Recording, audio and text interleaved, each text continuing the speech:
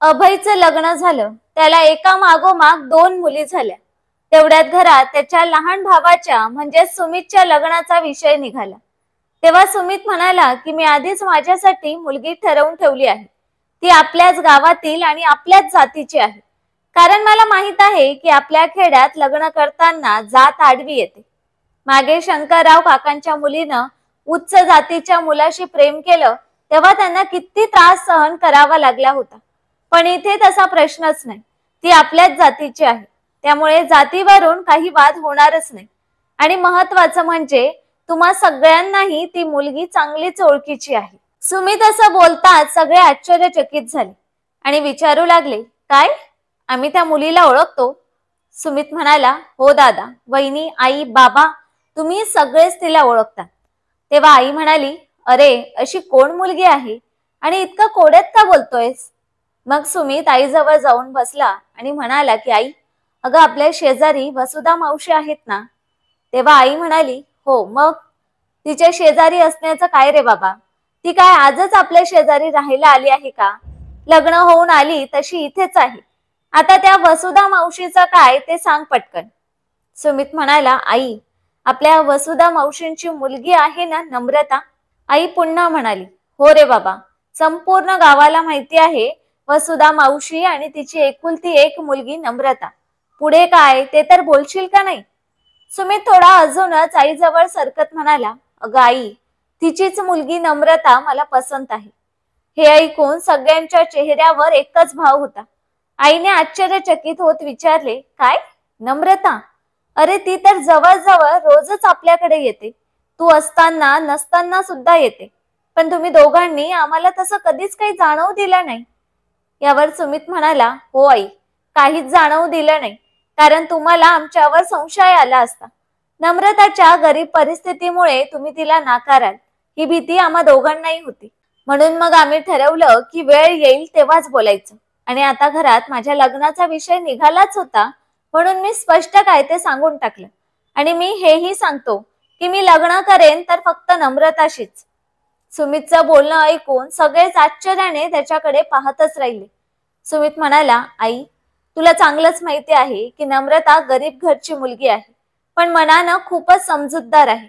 3री पर्यंत शिकलेली आहे आणि तिच्या आईसोबत दुसऱ्यांच्या शेतात कामाला जाते. आई आपल्याकडे स्वतःची 10 एकर शेती आहे. नम्रता ही माझ्यासोबत आपल्याच शेतात काम करायला तयार आहे. ती नेहमी म्हणते की कष्ट केले की शेतकऱ्याचं घर धनधान्याने भरलेलं असतं. कष्ट करणाऱ्याच्या मदतीला देव नक्कीच धावून येतो. अशी मला समजून घेणारी बायको मिळणं हे माझ्यासाठी खूप मोठं भाग्य आहे. म्हणूनच मला नम्रताशीच लग्न करायचं आहे. आई, तसाही मी जास्त शिकलेलो नाही. शेतामध्ये राबणारा सामान्य माणूस आहे. त्यामुळे ही 3री शिकलेली बायको माझ्यासाठी पूर्ण योग्य आहे. नाहीतर मला कोणती मोठी अधिकारी बायको मिळणार आहे का? यावर त्याची आई म्हणाली, अरे सुमित, पण जरा विचार कर. नम्रता स्वभावाने चांगली आहे हे खरंय, पण ती दिसायला तुझ्या तोडीची नाहीच. तू शेतात राबून सुद्धा कसा स्मार्ट दिसतोस, पण नम्रता तुला शोभत नाही रे बाळा. सुमित म्हणाला, आई, बाबा, मला तुमचं म्हणणं मान्य आहे. पण जर आपण अनोळखी मुलगी या घरात आणली आणि तिने जर आपल्या सर्वांना सांभाळून घेतलं नाही तर? मी नम्रताला आधीच सांगितलं आहे की माझ्या भावाची जास्त कमाई नाही. त्यामुळे घराची सर्व जबाबदारी माझ्यावरच आहे. आणि मी तिला हेही सांगितलं आहे की मला एकत्र कुटुंबात राहायलाच आवडतं. वेगळं राहणं मला कधीच पटणार नाही. आई, बाबा, तुम्ही तर बघतच आहात की दादाची बायको मयुरी वहिनी किती समंजस आहे. ती कुटुंब एकत्र राहावं म्हणून जीव ओतून प्रयत्न करते. तसंच नम्रताही हे घर एकत्र ठेवेल हा माझा नुसता विश्वास नाही तर माझी पूर्ण खात्री आहे. आई, जेव्हा मी हे तिला सांगितलं होतं तेव्हा ती म्हणाली की सुमित, मी लहानपणापासून खूप कष्ट केले. कष्ट करत करत कधी मोठी झाले हेही कळलं नाही. लोकांच्या शेतात काम करून कंटाळा यायचा, पण पोटासाठी काम करणं महत्वाचं होतं. बाबांच्या जाण्याच्या धक्क्याने आई आजारी पडली आणि मग मी तिच्यासोबत शेतात काम करू लागले. आई एकटी काय करणार होती? मीच तिचा आधार बनले. अगदी लहान वयापासून निंदणं, खुरपणं, कापूस वेचणं, तुरीच्या शेंगा तोडणं, चिखलात भाताची रोवणी करणं सगळं केलं आहे. घरी आईला घरच्या कामात मदत करते. तिच्यासोबतच शेतातही काम केलं. मी तुझं घर आणि शेत या दोन्ही जबाबदाऱ्या आनंदाने पार पाडेन, तू याबद्दल निश्चिंत राहा. सुमित म्हणाला, आई, मग मला सांग, अशी गुणी मुलगी जी रोज आपल्या डोळ्यांसमोर कष्ट करते, ती या घराची सून का नाही होऊ शकत? यावर सुमितचे वडील म्हणाले, सुमित, अगदी बरोबर बोललास तू. नम्रता या मुलीत काहीच वाईट नाही. दारूच्या व्यसनामुळे तिचा बाप गेला आणि आईला बरं नाही म्हणून ती लहान वयापासूनच कष्ट करत आहे. एकदा तिची आई आजारी पडली होती तेव्हा ती केवळ 12-13 वर्षांचीच होती, पण समर्थपणे तिने सगळी जबाबदारी उचलली. डॉक्टर, औषधं, सगळी कामं तिने एकटीनेच केली. तेव्हा मी तिला विचारलंही होतं की नम्रता, काही मदत लागली तर हक्काने सांग. पण स्वाभिमानी पोरगी ती म्हणाली की काका, आहेत माझ्याकडे साठवलेले पैसे, 1 रुपयाही कोणाकडून घेतला नाही. आईच्या बाजूला पाणी औषध ठेवून ती शेतात कामाला जायची. जाताना शेजाऱ्यांना सांगून जायची की मावशी, मध्येच एक चक्कर माराल ना आईकडे, म्हणजे मी निर्धास्त राहीन. मला तर नम्रता सून म्हणून नक्कीच पसंत आहे. सुमितची आई, काय विचार करताय एवढा, द्या होकार पोरीला. हे ऐकून सगळ्यांनीच लग्नासाठी होकार दिला आणि नम्रता व वसुधाला बोलावून घेतलं. ते 2 घर सोडून शेजारीच राहायचे. रात्री 10च्या सुमारास सुमितच्या घरून बोलावणे आल्यावर वसुधा थोडी घाबरली. तिच्या मनात विचार आला की आपल्याकडं काय काम असेल, ना पैसा ना अदला बदला.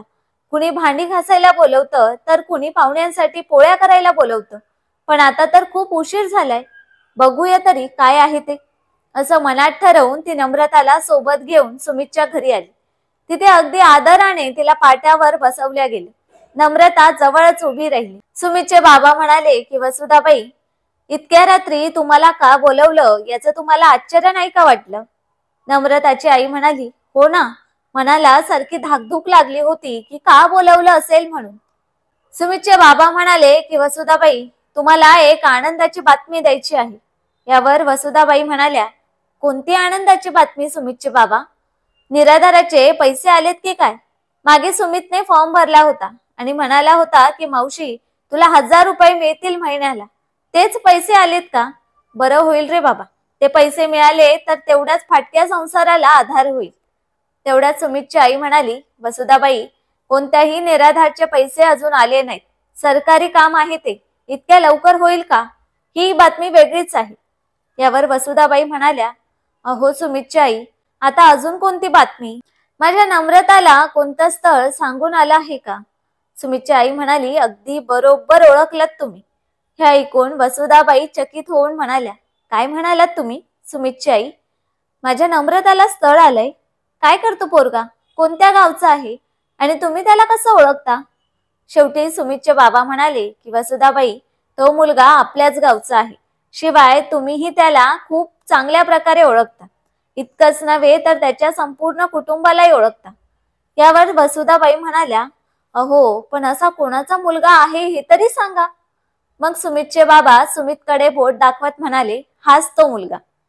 काही क्षण वसुधाबाई स्तब्ध झाल्या. मग भानावर येत त्या म्हणाल्या, नक्कीच कोणत्या तरी जन्माच्या पुण्याचं फळ आहे हे, जे माझी मुलगी तुमच्या घरची सून होणार.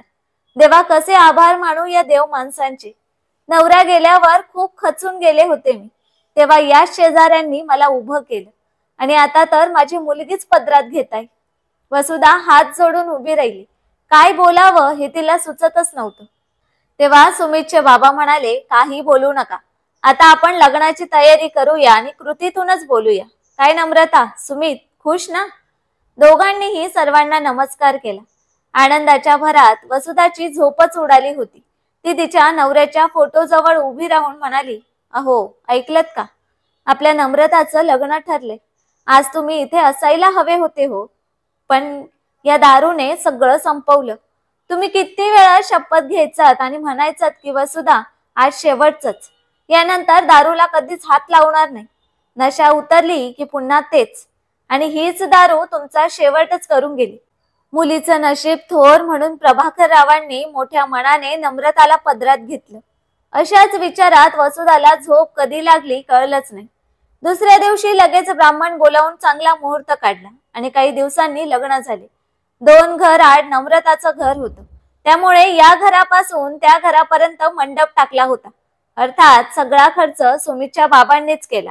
पण वसुधाबाईने तिच्या ऐपतीनुसार थोडंफार केलं.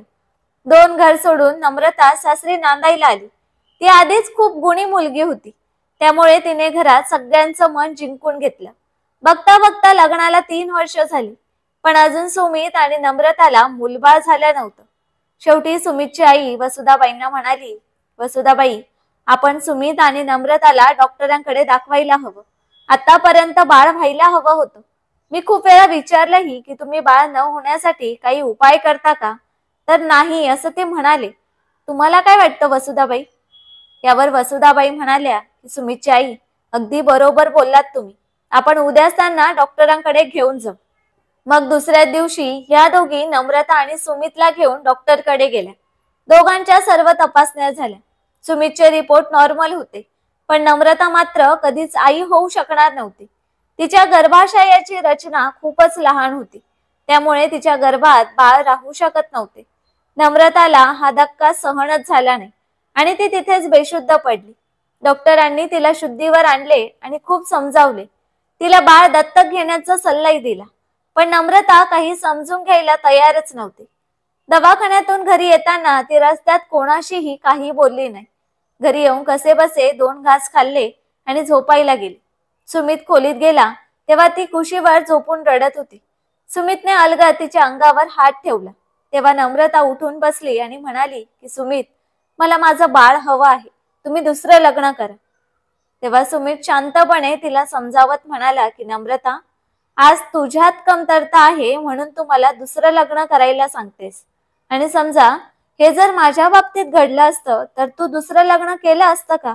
बोल नम्रता, तू मला सोडून गेली असतीस का? सांग ना नम्रता, सांग. हे ऐकून नम्रताने सुमितला घट्ट मिठी मारली आणि रडू लागली. रडून रडून मोकळी झाली. मग दुसऱ्या दिवसापासून त्यांचं रोजचं रुटीन सुरू झालं. पण नम्रता आतून फार दुखावली होती. तेवढ्यात आनंदाची बातमी घरात आली. मयुरी वहिनी पुन्हा गरोदर राहिली. ही बातमी ऐकताच नम्रताने ठरवलं की हेच ते आपलं बाळ. ती तिच्या जाऊकडेच म्हणजेच मयुरी ताईजवळ गेली आणि म्हणाली की ताई, मला तुमच्याशी थोडं बोलायचं आहे. यावर मयुरी ताई म्हणाली, अगं बोल ना, मग त्यात इतका संकोच का? नम्रता म्हणाली, ताई, थोडं अवघड आहे, पण तुम्ही समजून घेतलं तर सगळं खूप सोपं होईल. मयुरी म्हणाली, नम्रता, काय बोलायचंय ते स्पष्ट बोल. तुला तर माहीतच आहे मी तुझ्यावर माझ्या छोट्या बहिणीप्रमाणे माया करते आणि तूही मला तुझी मोठी बहीण समजतेस. जावा जावा असं आपण कधीच वागलो नाही ग. मग सगळा धीर एकवटून नम्रता म्हणाली, ताई, तुमचं हे होणारं बाळ. जीभ अडखळत पुन्हा म्हणाली, ताई, तुमचं हे होणारं बाळ. शेवटी मयुरी वैतागून म्हणाली, नम्रता, पुढे काही बोलशील का, जेणेकरून मला काय ते नीट समजेल. नम्रता म्हणाली, ताई, तुमचं होणारं बाळ झाल्याबरोबर तुम्ही ते माझ्या ओटीत घालाल का? अगदी झाल्या दिवसापासून मी त्याची आई होईल. ताई, मी आई होऊ शकत नाही. मग दुसऱ्या कोणाचं मूल दत्तक घेण्यापेक्षा तुमचं हे बाळ का नाही? माझी आई होण्याची इच्छा पूर्ण होईल. बाळ तुमच्या उदरात माझं म्हणून वाढेल. यावर मयुरी म्हणाली की तुझं म्हणणं सगळं बरोबर आहे नम्रता, पण आपल्याला या विषयावर घरच्यांशी बोलावं लागेल. नम्रता म्हणाली, ताई, तुम्ही काळजी करू नका, मी सगळ्यांशी बोलते. संध्याकाळी सगळे घरी आले. जेवण वगैरे आटोपून सर्वजण अंगणात बसले. तेव्हा नम्रता म्हणाली, आई, बाबा, दादा आणि सुमित, मला तुम्हाला काही सांगायचं आहे. तुम्ही सगळ्यांनी माझ्या बोलण्याचा नक्की विचार करा. नम्रताने मयुरीचं मूल दत्तक घेण्याचा प्रस्ताव सर्वांना सांगितला. बाहेरून मूल दत्तक घेण्यापेक्षा हे जास्त योग्य वाटलं, म्हणून सगळ्यांनी नम्रताच्या प्रस्तावाला मान्यता दिली. सुमित आणि नम्रता दोघेही खूप खुश झाले. मयुरी गरोदर होती, पण नम्रता स्वतः गरोदर असल्याचा आभास निर्माण करत होती. ती मयुरीच्या प्रत्येक हालचालीवर लक्ष ठेवत होती. 4 महिने झाले आणि बाळ पोटात हालचाल करू लागलं. मयुरी नम्रताला प्रत्येक स्पर्श अनुभवायला देत होती. मग नम्रता एकांतात स्वतःच्या पोटावर हात ठेवून मातृत्वाची तीच अनुभूती घ्यायची.